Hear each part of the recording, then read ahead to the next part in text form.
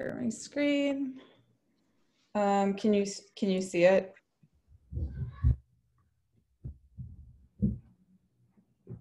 Raveena. You can see. I can see. Okay, great. Okay.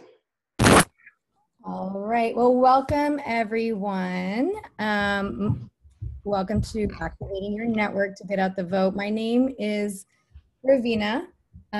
Before I get into introductions, actually, happy National Voter Registration Day, and thank you for spending it with us. So thanks for taking time out in your evenings to be here. So like I said, my name is Raveena. I'm one of the co-founders of Postmarch Salon. And you see all these titles under my name, and it's kind of crazy to me to see the word activist there, because I never thought of myself as one until November 4th, 2016. And I'm not kidding, I'd never voted in a midterm election before 2018 either. So life is really busy for me right now, all of us, I know. We've got 2 little kids at home. We're all booked and busy, but we all have to be very intentional about our time and how we use it. And civic engagement is one of the things that I do make time for. It's so important to me, not only to be personally civically engaged, but to make sure those around me are as well. I love it. And this is a photo of me running my own rogue voter registration operation at a Sikh Gurdwara here in California in a flippable district that ultimately did flip. So this is me in my activist shoes. And now over to Nadia. Thanks, Raveena. Can you hear me? Yes. Okay, great. So my name is Nadia Rahman. I am a digital strategist by profession, activist by passion. Earlier this year, I ran for a local position in the Democratic Party here in San Francisco. So I'm also a former candidate. And like Raveena, I was somebody who was activated in 2016 after the election of Donald Trump. So I very intentionally invest a lot of my time, energy, and money in political activism. I'm originally from Texas. I consider both Austin and Houston my hometowns. Living in San Francisco with Raveena as well. This photo of me is so in the same congressional district that Raveena was tabling for voter registration at that Gurdwara, I was canvassing and going door to door and talking to people, trying to get them to vote for the Democratic candidate in that same congressional district. So she and I were both targeting different groups of voters in the same congressional district, and he did end up winning. And I think he only ended up winning by like several hundred votes. So all of those conversations, that direct engagement did help. And this is us. So Raveena and I became friends a little bit before all of this, but it's really interesting, like these series of photos are all from us going to the same congressional district and doing the activism together. And this photo specifically is like us leaving San Francisco to drive 2 hours to this district, and that's really where we bonded and became friends, doing activism together. So we're going to start with a little bit of a reflection. I want everyone to, if you're comfortable, you can close your eyes, whatever you need to do, but just think back to election night 2016 and how you felt that day and the next morning and the weeks after. So just take some time to do that. And if you are one of those people who has a short-term memory or you blocked it out for self-preservation, what you felt that night, let's just take you back to Friday. Nadia. Thanks for the prompt. Maybe just think about how you felt on Friday. So just take 30 seconds to kind of remember what it felt like that night.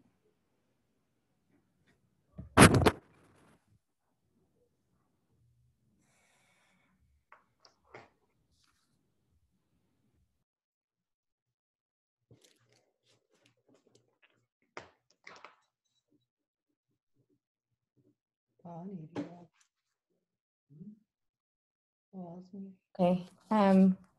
I'll share a little bit about how I felt. I remember crying. I remember feeling so confused and feeling like I didn't know my country that I lived in. And I felt a resolve that I wouldn't be complacent going forward. And I wrote my kids a letter vowing to do something about what had happened and that I would have an answer for them in the future when they asked me, well, Mama, what did you do? And so I made a commitment on paper and in my heart that I would do something. Nadia, how about you? Do you remember? Yeah, I totally remember. I was still living in DC at the time, and I was at a house party with Caroline, who's actually on this call, and we were like so gung ho. I was wearing my "I'm with her" T-shirt, and I was like, "Wow, first female president."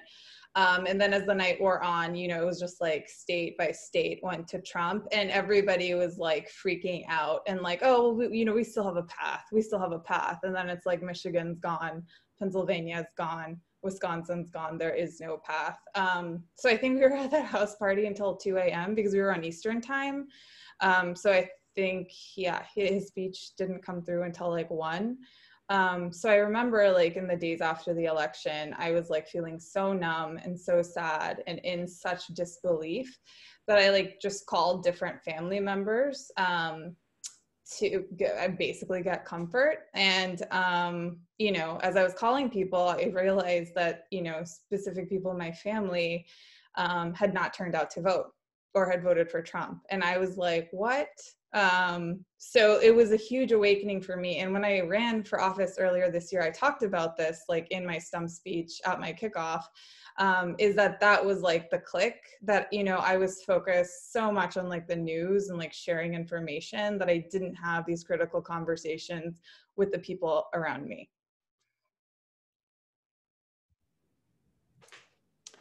So now that we've rehashed those painful moments and feelings, let's talk about what we're going to do with them. We want to channel them. So our goal in the pandemic election, well, in this pandemic election, what I'll say is that the traditional tactics that you use to get people on board and voting really can't be used. So we have to get creative. And so we are pushing you all to activate and turn out our collective personal networks for a blue wave. So let's do that. Let's show you some ways we can do that.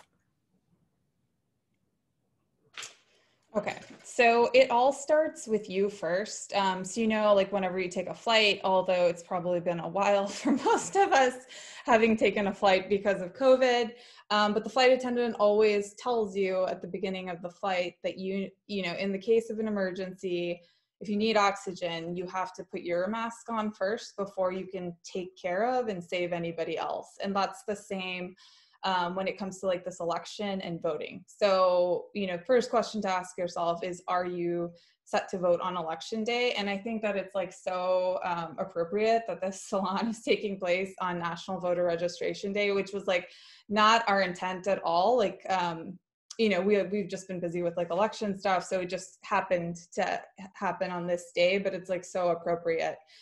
So like the 3 key things there are you registered to vote? You might have been purged from your state polls, especially if your state is GOP controlled at the state legislature level or at the governor level. So definitely go to vote.org and just double check to make sure, and please commit to doing that today. Do you have a plan to vote? Are you going to vote by mail, early, in person?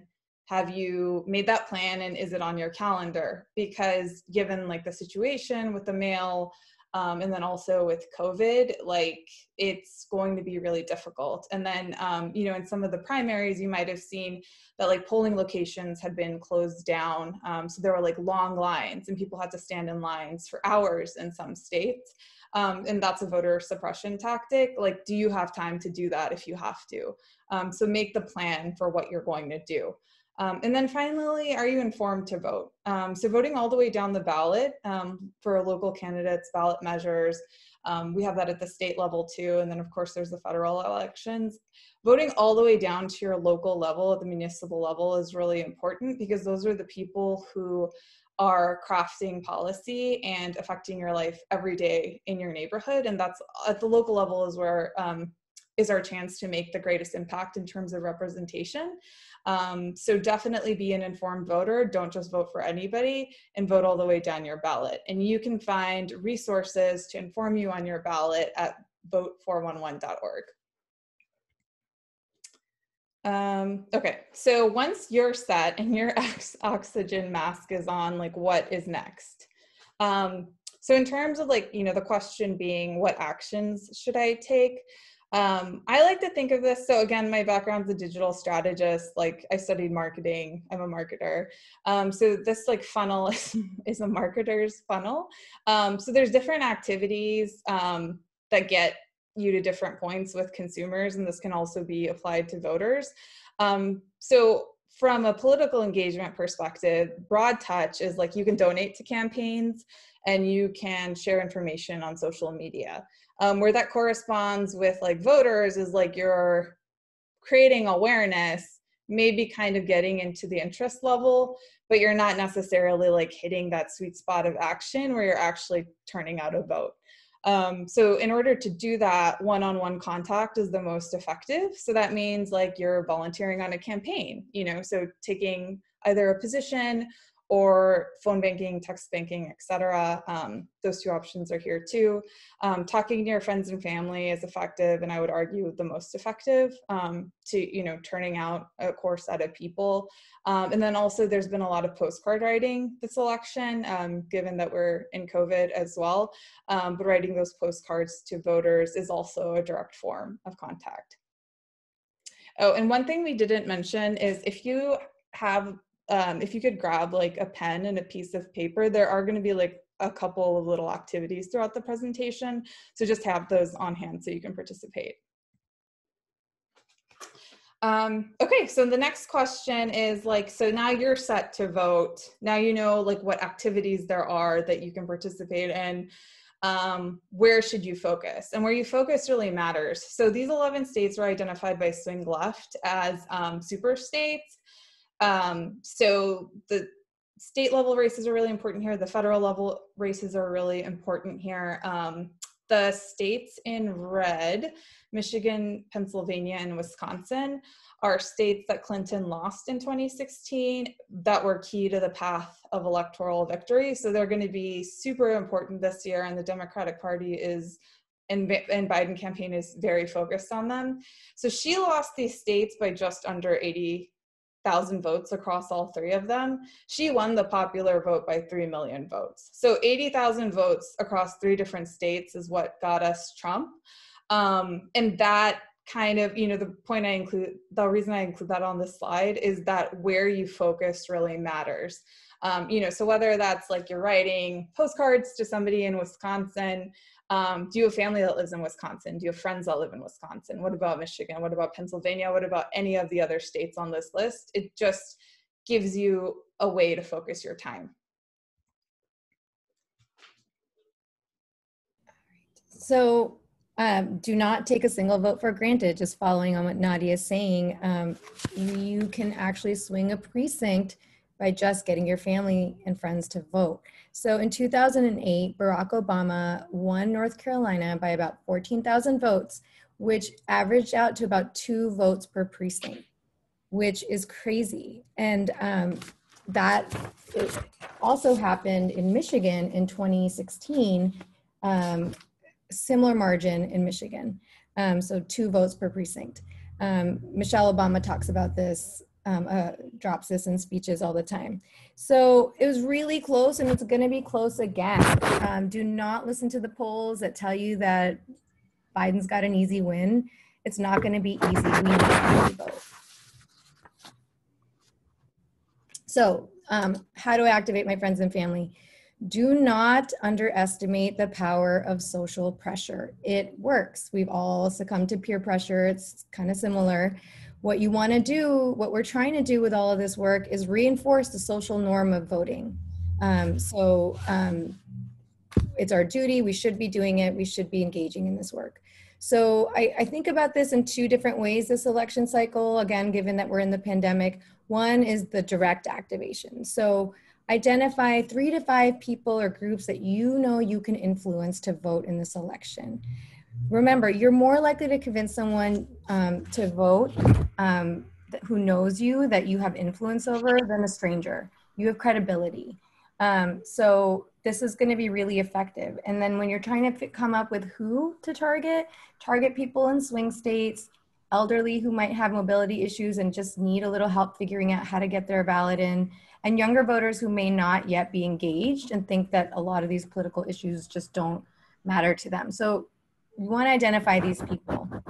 And then next, Nadia, talk to them directly, whether the first touch is email or phone call. Talk to them about their voting plan. Help them register, figure out if they're registered, what's their plan, are they voting in person, where are they going to go, where is their polling station, signing up for the mail-in ballot, whatever help they need. And then the key here is follow-up. We all get emails like this and ignore them. I think the real power is in the follow-up and the nudge. So make sure that you follow up individually, and then and these people that you've identified are activated and set. And then obviously pass on voting resources to help them understand the races on their ballot and issues on their ballot. And again, we're going to be sending out an email with all these resources to everyone who's here tonight. So the other category is more empowerment and kind of almost indirect activation. And this is, some of you who are attending tonight have been targeted by me already, so you'll know what I'm talking about. Identify 2 to 3 people who you can nudge to engage in direct activation. So who you know care about the issues and want to see change, and they just need a little help. And if you guide them, they will go do some work and activate others. So, and help them figure out who it is that they should engage. Do they want to do something at their temple or their gurdwara or their church? Do they want to target family? Like, help them figure out who those people are. And then make it a super easy lift and provide the resources and scripts that they need. Email templates, voting resources. I have identified a few people in Arizona and North Carolina, and they are all awaiting these resources from me tomorrow. So I asked them, are you willing to tap into your network in these states and get people involved and make sure they're voting? And no one has said no when I've reached out. So just a little bit of nudge, and then plug them into the existing efforts that are out there. No need to reinvent the wheel. So yeah. So here we are talking about, I like to call the cascade of impact. So at the top of this chart is my other co-founder, Palak. And she is an amazing activator extraordinaire. She always engages people, lets them know what they should be thinking about, caring about. Let's say Palak reaches out to 3 people, and those 3 people reach out to 3 more people. This is that cascade of influence and of action and results. We can all be Palaks and we can all be activators. So Nadia, can you click through a couple times for me? So Pollock's gonna kill me. Anyways, imagine. This is absurd. Imagine multiplying this cascade of impact times the number of people who are on this call, which I don't even know. I think it's like 50 some. So imagine the influence we could have and how many votes we could get out there. So this is our power. Collectively and in aggregate, we can get a lot done. So I want you to think about this bigger picture. And then this is a quick nod to people who have kids in their lives, whether it's nieces or nephews or your own children. It's get them started early. Civic engagement starts at home. So this was really painful for me to pull these pictures. That top one on the right is me and my son. We were so happy. And that was the day we voted for Hillary Clinton. And we were so excited to get our first female president, and it didn't happen. Anyways, discuss why voting is important, basics of elections candidates. I've had my kids email and call their grandparents and ask them their voting plans and if they're registered. And, you know, kids get a much better response than grown-ups sometimes. So definitely leverage the little ones, get them involved in the postcard writing campaigns. Those are my 2 boys at the bottom, helping us with postcards to Michigan over the weekend. So just another plug to just get the kids involved early. They're definitely the future. So next. And then this is just, now that I meant to pause. Actually, let's pause now. And if you could take that pen and paper or mentally make a list of who are 3 to 5 people that you could activate, and maybe start this process in the next few days. So just take about 30 seconds to kind of brainstorm a list. Could be longer, and then it could also be some people that you hope to empower and nudge to do some of this activation work. And the reason we want you to write these down is you're more likely to follow through with this if you write something down.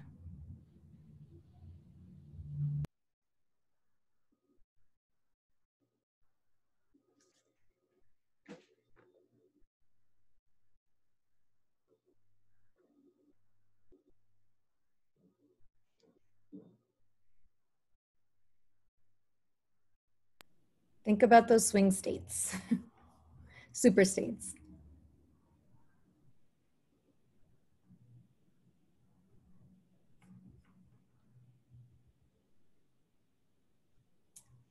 Okay, so hopefully you guys have a list. This is places you can get information, and these are your resources. And again, we'll send this out.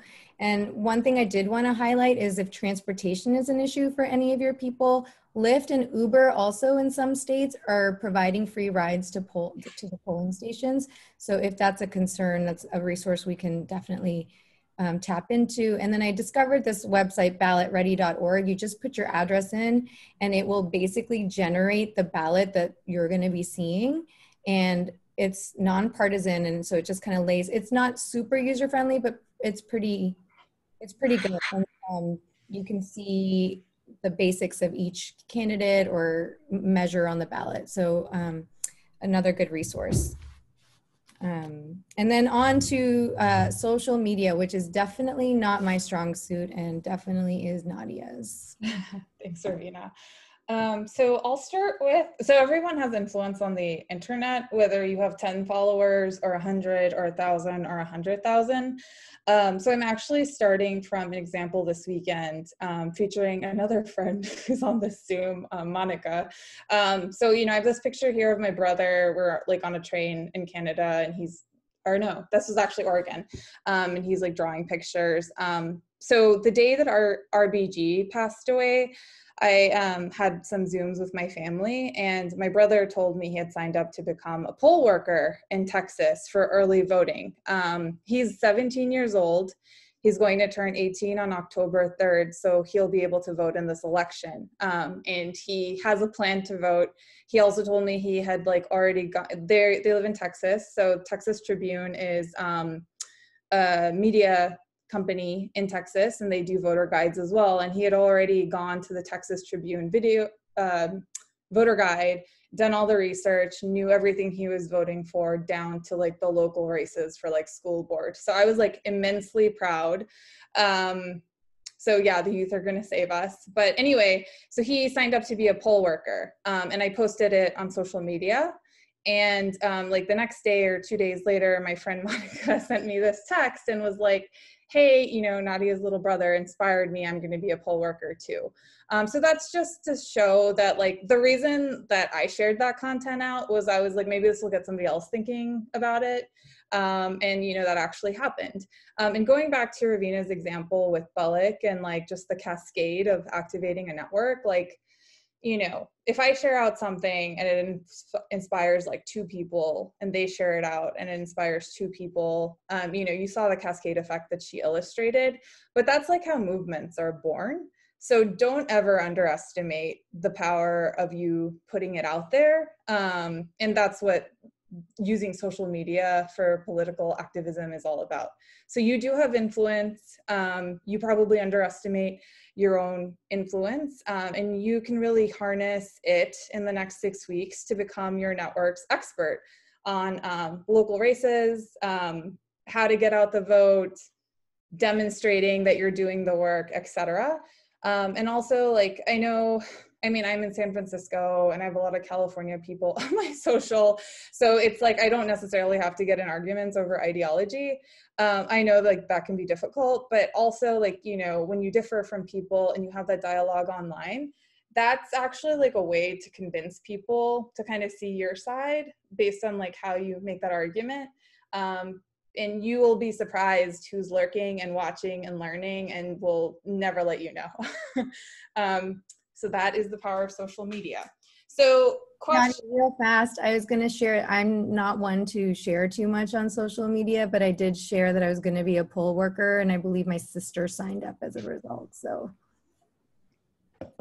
yeah, there you go. An example of. Can I just say one thing to that point? I actually think it's a really good idea to post if you're going to volunteer for any in-person polling, like, and voter protection stuff, because I think a lot of people are scared about COVID. And so to the extent that like they do see people, I know I've been asked like, oh, you're gonna volunteer, like, are you nervous? And I think it's helpful to kind of like ask those questions to each other and educate people on like all the precautions that are being taken. Yeah, that's a good point, Paul. And actually, like, just to circle back on the poll worker thing. So the reason my brother signed up was, I guess his history teacher or government teacher talked to him about it in class. But typically, like, it's an older generation of Americans who are typically poll workers. So they're also extremely vulnerable to COVID. They're one of the vulnerable groups. So they're not going to be out there. So that means like the rest of us have to step up and do it. So FYI, just to consider that if you're considering becoming a poll worker. Okay, so what should I do on social media? So I'm about to share a lot of information with you. Hopefully this will all be pretty straightforward. So one is to share information and resources as you inform yourself about your ballot. You know, a lot of your network is probably tied into wherever you reside or have lived in the past. So anything about like, hey, did you guys know that the registration deadline is today for voting, early voting dates or XYZ? I'm going to this polling location, it's in like my area, like anything like that. Like you have to do the work to figure it out anyway. So like, you know, when you put your oxygen mask on and you figure it out, like find a way to share that on social media so other people can have that information and be powered as well. Like you're already doing that work. Also demonstrate yourself doing the work. So anybody who follows me on social media sees that I do this a lot. And the reason that I do it is that it's one thing to tell people like, hey, you can order postcards. And it's another thing to totally be like, hey, I hung out with a friend and like our social hang was to do these postcards, because that's more inspiring and it demonstrates the action. So, you know, whether you're writing postcards, phone banking, text banking, donating to candidates, activating friends and family, if you have like a win, like share those stories because I can guarantee you it's going to inspire somebody else. Provide your unique point of view. So why are you supporting a specific candidate? Is there a personal reason? Is there a compelling reason? In most cases, there is.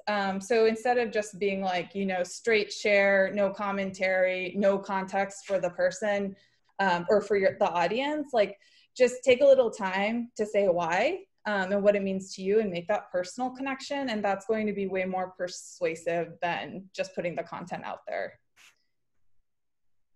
Share across social media networks. So I know like a lot of people are power users of Instagram or Twitter or any one of these social platforms. But you know, when you make a post on Instagram, just think about how it can be repurposed across social networks, because at least like what I've noticed with my own social, and I know this as working in digital strategy, is your audiences are likely different across each one of those networks. And people who look at your stories may not see your in-feed posts and vice versa. So just thinking about how you can really blanket everything with information for education is going to be really important. And then finally, like really, and I actually did this with the Salon yesterday, the PMS leadership team. So tagging people and relevant accounts in your posts and use hashtags. So tagging people and relevant account in your posts does two things.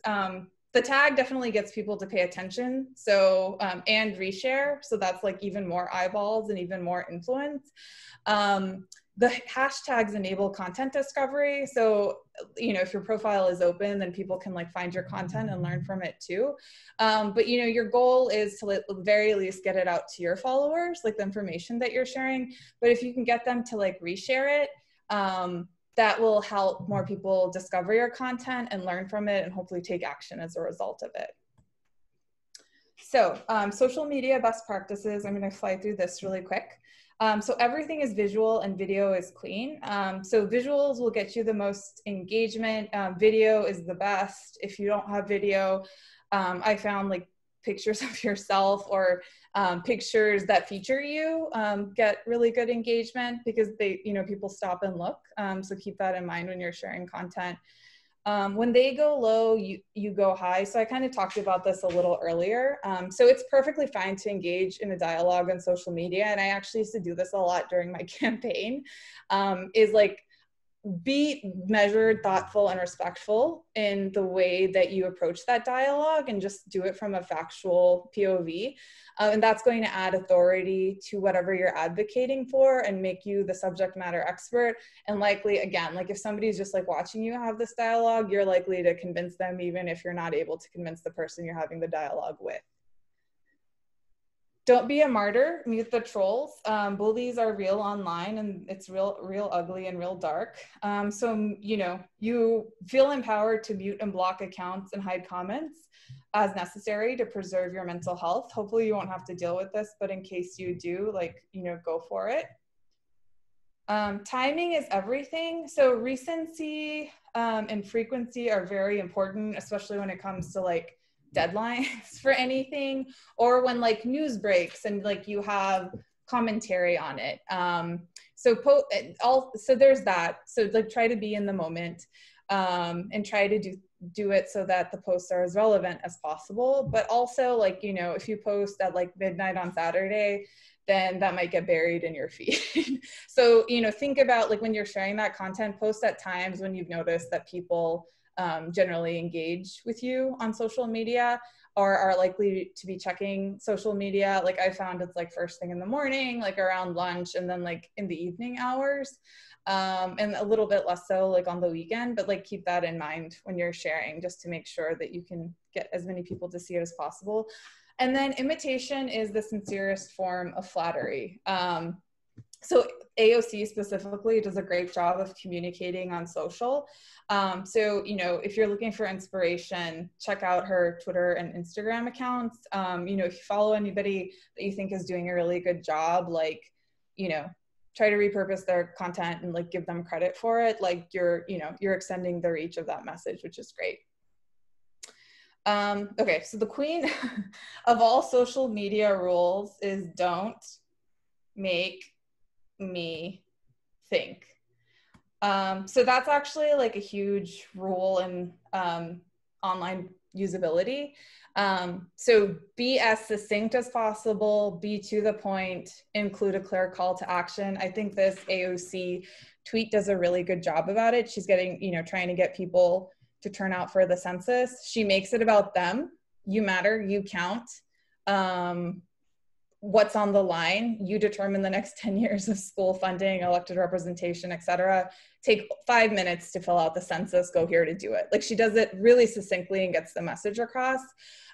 So I think like what I see a lot on social is, again, like, you know, I see a lot of straight up shares with like not a lot of POV, which is less persuasive. So we're trying to be persuasive because we're trying to get people to take the actions for this content that we're sharing. So like, you know, if you're sharing something out, of course you have all of the context because you have that information, but like when you're sharing out content on social, put yourself in a lay person's shoes and be like, okay, if I didn't have the context, would this be clear to me? Would I take action? And if those answers are no, provide those additional details that get you there in a succinct way. And then here are some samples of social media posts. Raveena's featured, Raveena's featured here. It's across platforms too. I have a post from Blake Lively. So anyway, this is just to kind of like get your juices flowing. And as part of the resources that Raveena mentioned in the follow-up email that we'll send tomorrow, we'll actually include a link to these slides so you can go back through and take a look and like look at the example posts as well. Okay. So what do I say? So we've talked a lot about like what tactics to take on social media and like how to be brief and succinct and get to the point. But I've found this is kind of like a kitchen sink. Like all of this is important as well. So one is to make it personal. So ditch your imposter syndrome. You do not have to be an expert. Just say why you care and explain what it is, and that is enough. Also, keep it positive while you're keeping it fact-based and accurate, and focus on what inspires and motivates you. Guilting people and shaming people is like not going to get you very far, and it's not effective, and that's not how you win hearts and minds. So, when they go low, you go high. 3, elections matter, and turning out to vote is important regardless of the fact that you live in a deep red state, county, etc. The reason that I included that here is, like I live in California, so people are like, well, why do I have to vote for Joe Biden? It's going to go blue anyway. And it's like, well, you have to vote. You should definitely vote for Joe Biden. And then if you think like all the way down on the ballot, again, like at the local level, you're going to be just deciding on ballot measures for your municipality. Don't you want where you live to be like as good as it can be? Don't you want your local elected leadership to be the best qualified candidates? So it's like, regardless of where you are, like think about making change from the bottom up and voting all the way down your ballot. So you're never throwing your vote away. It's always counting towards something. Priority platforms for social. I really feel that it's like Instagram and Facebook and TikTok for now. I mean, like I'm not even on TikTok. I think it's like a generational thing. But like Instagram and Facebook are like really like, I think the key platforms for this election. There's a lot of chatter on Twitter. I'm a big Twitter user, but it's so in the moment that sometimes I think a lot of it gets like lost and drowned out. Whereas like in the Instagram and Facebook visual content lives on for much longer. And then in terms of like parameters on how often you should consider posting, I would recommend, holding yourself accountable to posting 2 to 3 times per week until November 3rd. That's for the next 6 weeks. So a minimum of 2 times a week, and that should be pretty doable.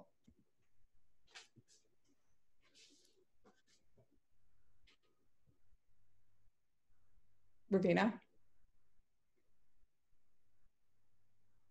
Sorry, I was looking up another resource. Okay, so taking action. You want to get organized and be super intentional about this. As the quote says, a goal without a plan is just a wish. So, whether that means you sit down, you go through your phone tonight or your email contacts, figure out who you're going to activate, do that, make your lists, calendar in those reminders of when you're going to do these things, keep yourself accountable. And then follow orgs like PMS and others to learn about campaigns and candidates and stay engaged in this world. And then, and just plug into existing efforts. You really, again, you don't need to make this stuff up. It's all out there. You just need to plug in. And make it social and have fun. I mean, we just recently, these are the components of our PMS pledge that we started, which is like, if you take the pledge, you vow to, or you promise to do these things. And so we provided events and avenues for everyone to do all this. And so for the phone banking, we had one of our members set up a phone bank. We all met on Zoom. We did a quick training. We all broke for 30 minutes, made calls, came back, shared stories. It was super fun, had a glass of wine.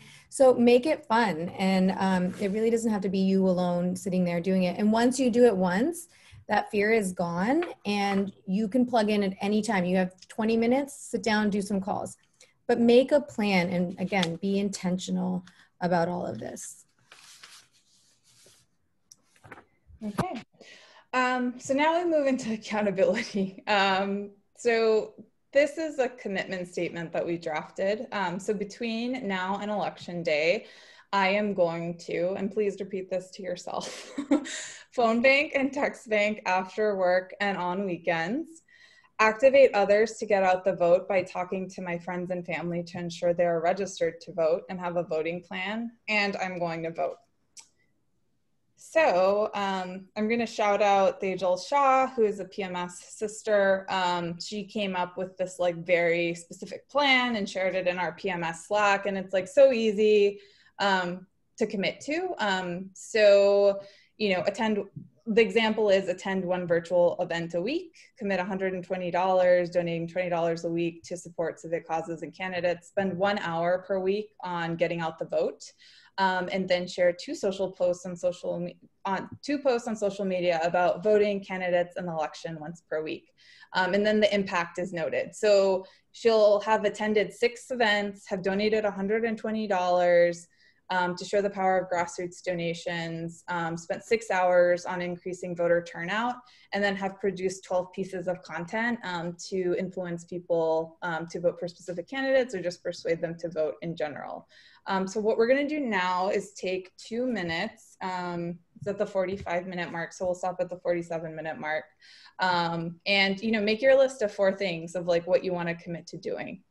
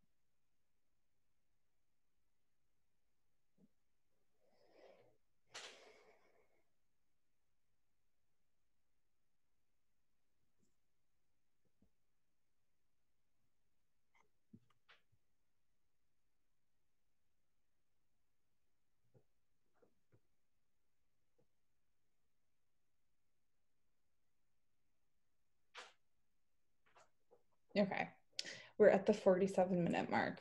So I'm going to move on, but if you're still working on your list, go ahead and finish it up.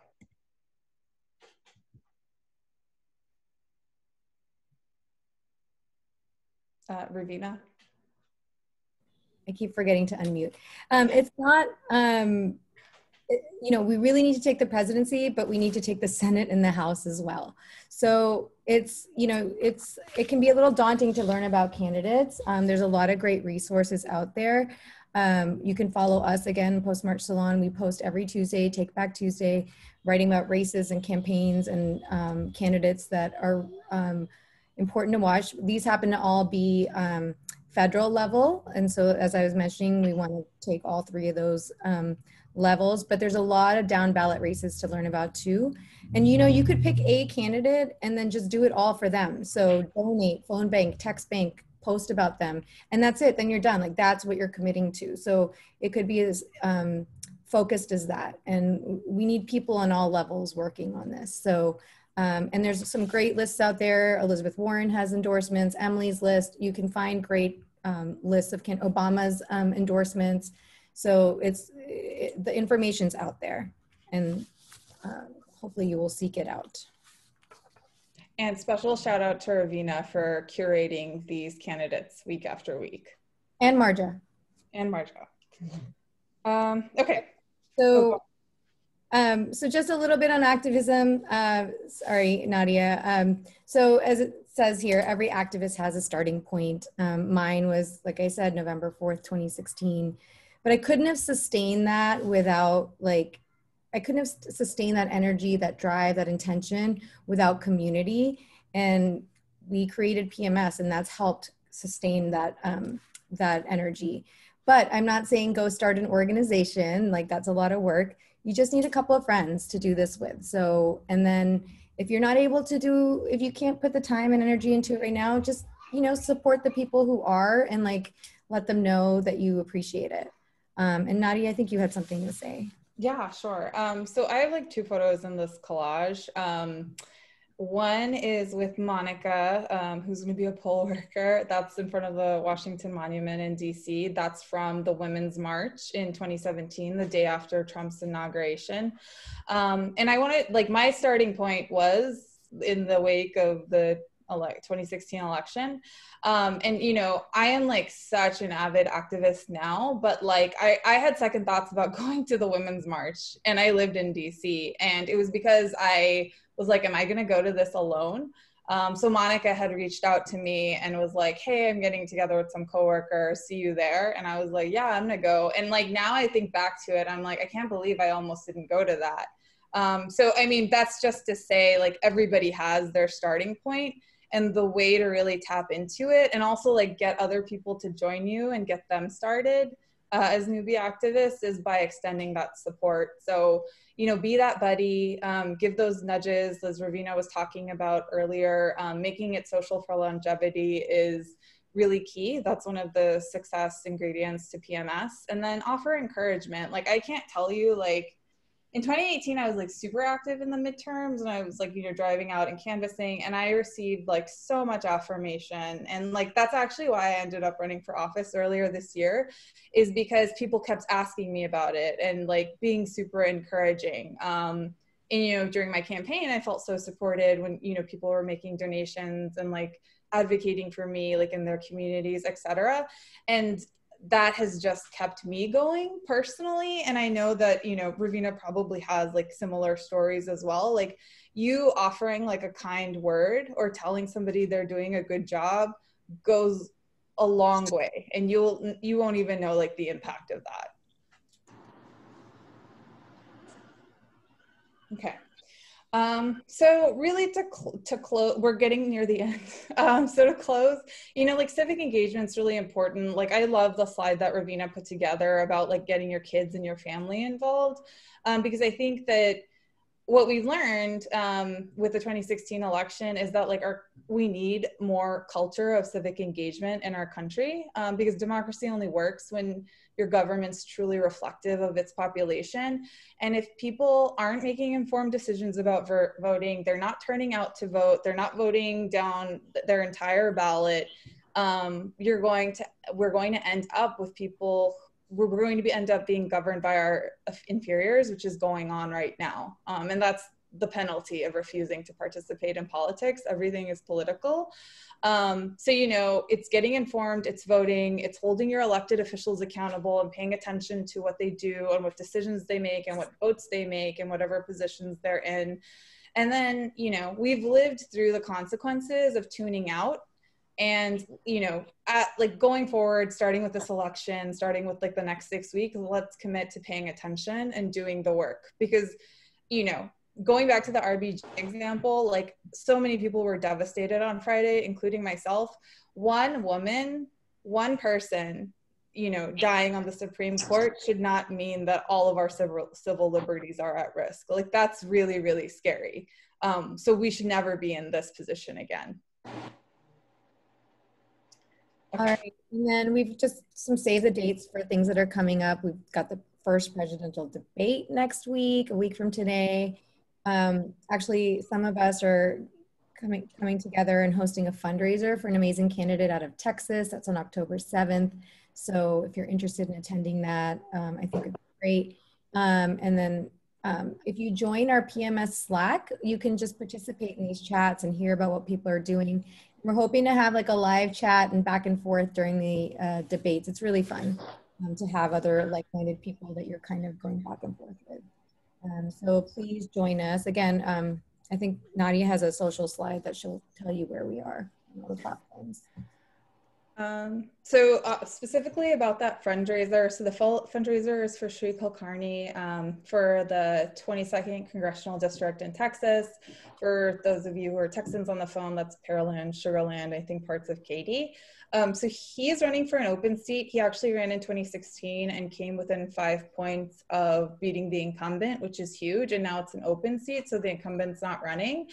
So it's one of the 10 House districts most likely to flip. We really need Texas to go blue. Once Texas goes blue, there is no pathway for a Republican to the presidency. So this is really important. Shri is campaigning in a very awesome way. He's focusing on diversity, and his campaign's engaging people in 27 different languages, because those are the folks that he's targeting.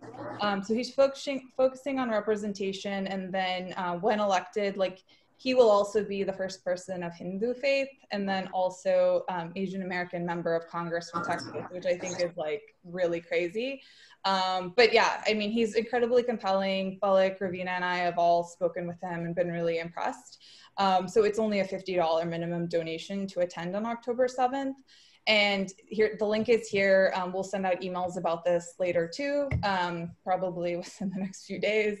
But you know, if you've never been to a political fundraiser before, if you don't know how they go, if you haven't heard from a candidate, like, this is a great opportunity to just come for a really important race and just see how it is, and learn, and like, you know, kind of wet your teeth on it. And in terms of your dollar having an impact, like, this race is one of the ones where every dollar actually will have an impact. So if you're, you know, we've kind of done that vetting for you. So, but we'll send out the info. And then final call to follow PMS on social and Slack. So we're at Postmarked Salon on Instagram, Twitter, and Facebook. Balak does a great job of running our Instagram handle, and chat with us. So we're postmarchsalon.slack.com. And again, we'll be having live chats during the presidential debates and the VP debate, which is like super fun. So when we're frustrated together. When we're happy together. So definitely a place for community. And with that, I'm wondering if we should take a quick picture before the Q&A before people have to hop off. What do you all think? Yeah, I think it's a good idea. And maybe we can unshare your screen so we can get all. Okay, cool. Unless we want Beyonce. I want everyone to see this last image and then I'll stop. Okay. I love it. If people can unmute, or sorry, come off of video. Yeah, can people turn their video on? If they're decent. Even if you're not decent.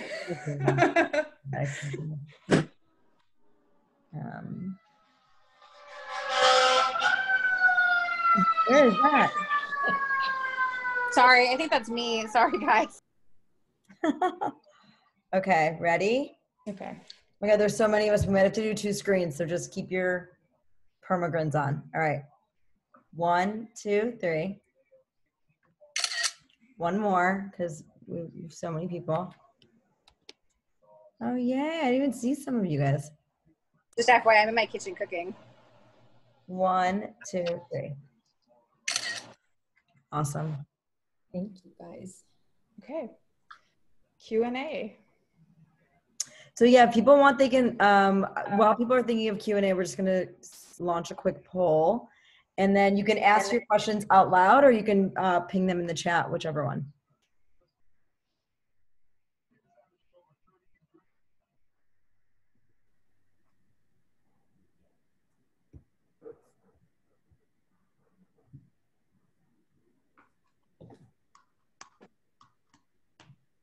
I have a question. In terms of the resources that you all are going to be following up with, first of all, I want to say this is the first salon that I've attended, and I learned so much. So thank you both. And just want to see if there's like tangible steps I can take from this learning to help my friends. So in terms of like asking them to commit and all of that. So I'm assuming some of that is going to be in the follow-up resources that you all are planning to send. Yeah. Yeah, it should be. So at the bare minimum, we'll share the slides that have like the kind of like accountability statement and like the checklist and everything. So we're gonna share like a Word doc and then the slide deck too. So yeah, you should be like all set with that. And then if you have any other questions, Maureen, like feel free to ask. Cool, because I definitely want to take all these learnings and then have some of my friends who are passionate but were not able to attend this. Do the same thing. And that's what we want to hear. That's what we want to do. And I mean, we actually recorded this too. So, at some point we'll post the recording on our website. And then if they want to, it's only an hour, so they can like watch it and kind of get jazzed up too. Cool. I just want to point out the results to everybody and create some more pressure. Encouragement, I should say. 100% of you who participated said that yes, you commit to activating your network. So let's do this.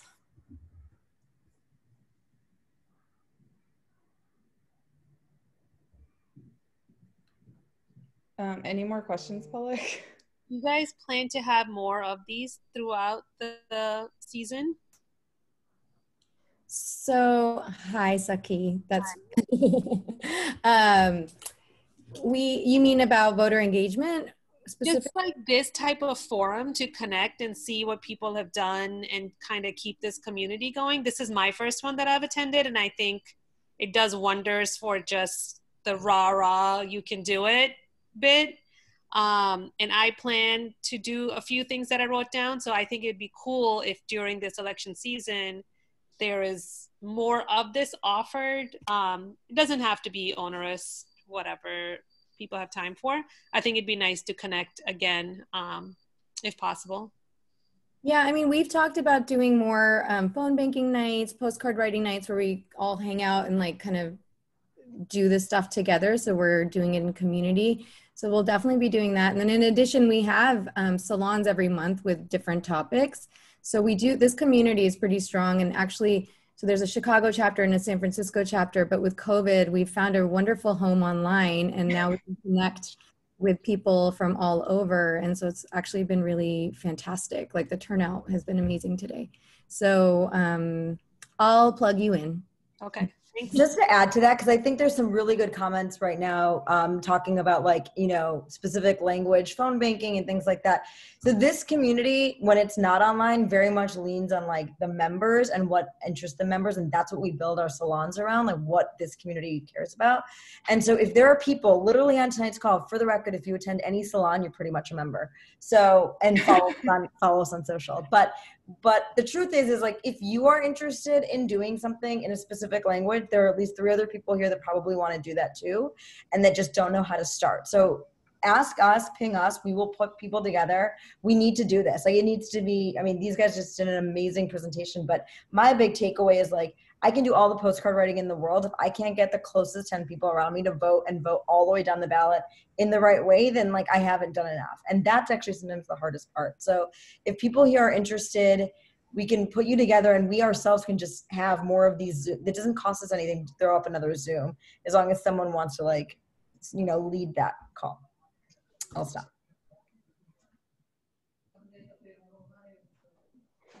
Are there more questions?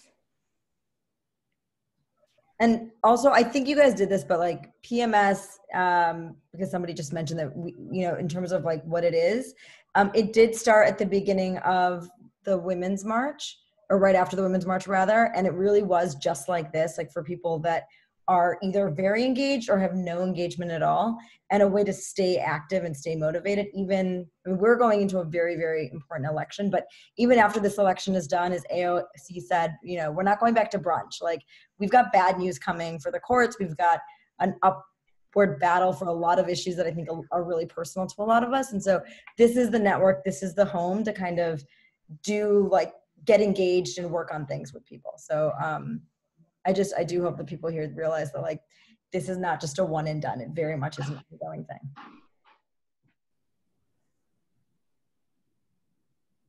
Pollock, Raveena, Nadia, if I can say something really quickly. Sorry, I don't have my camera on. This is Neha. For everyone who's new, please definitely do join our Slack and then introduce yourself in the general channel.